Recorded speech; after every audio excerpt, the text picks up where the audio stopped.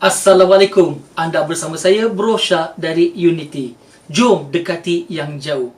Okey, antara perkara yang membawa pada konflik dan sebagainya, ramuan dia, penyelesaian dia sudah pun disebut dalam Al-Quran di dalam surah Hujurat, surah 49 ayat nombor 12, di mana Allah Subhanahu Wa Taala berfirman yang bermaksud, wahai orang-orang yang beriman.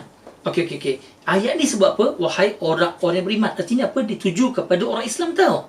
Kalau kita ni orang Islam, mohon terasa. Sebab ayat ni memang dituju kepada kita. Allah Subhanahu Wa Taala berfirman, wahai orang-orang yang beriman, jauhi daripada prasangka. Buruk sangka ni, jauhi. Sebab sebahagian daripada prasangka ini boleh membawa kepada dosa. Kita kena jauhi daripada prasangka. Dan jangan mencari-cari kesalahan orang lain. Dan janganlah kamu mengumpat.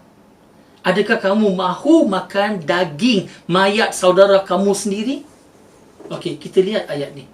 Yang pertama sekali, jangan prasangka. Jangan kita buruk sangka tentang orang lain.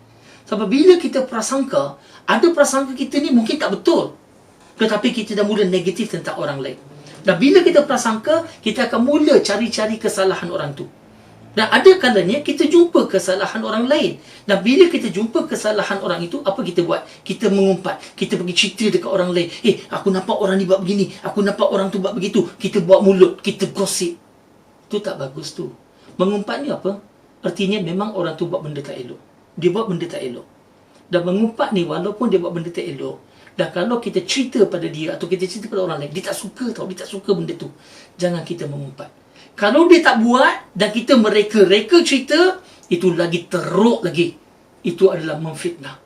Mengumpat pun Allah Subhanahu Wa Taala telah sebut dalam ayat tadi sebagai satu ancaman dia, sebagai satu hukuman dia. Allah bertanya kepada kita, adakah kamu mahu makan daging mayat saudara kamu sendiri? Sudah tentu kita tak mahu. Betul ke tak betul? Maka janganlah kita hidup ni suka berburuk sangka. Jangan kita suka mencari kesalahan orang lain. Dan janganlah kita mengumpat.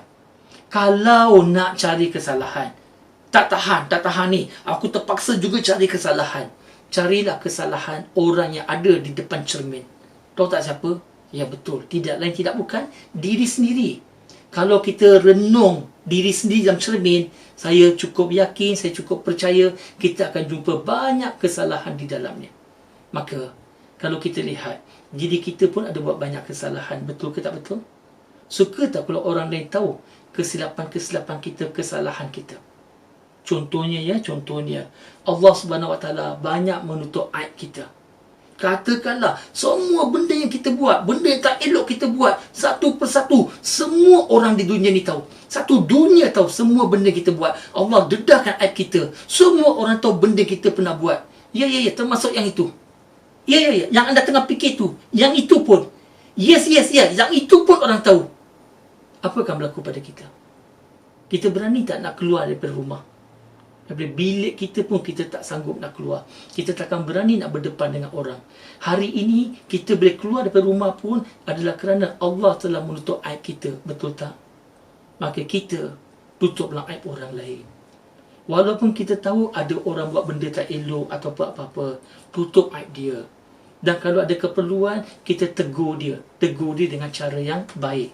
Tetapi jangan kita dedahkan aib orang lain. Kita tutup aib orang lain, insya-Allah dengan harapan Allah menutup aib kita di dunia dan di akhirat, insya-Allah. Anda telah bersama dengan saya, Bro Syah dari Unity. Jom dekati yang jauh dan sama-samalah kita berperanan dalam melakukan kebajikan. Dengan caranya apa? Like lah channel ini, dan kalau boleh subscribe channel ini, insya-Allah, supaya kita boleh lakukan kerja-kerja kebaikan ini dalam jangka masa yang berpanjang.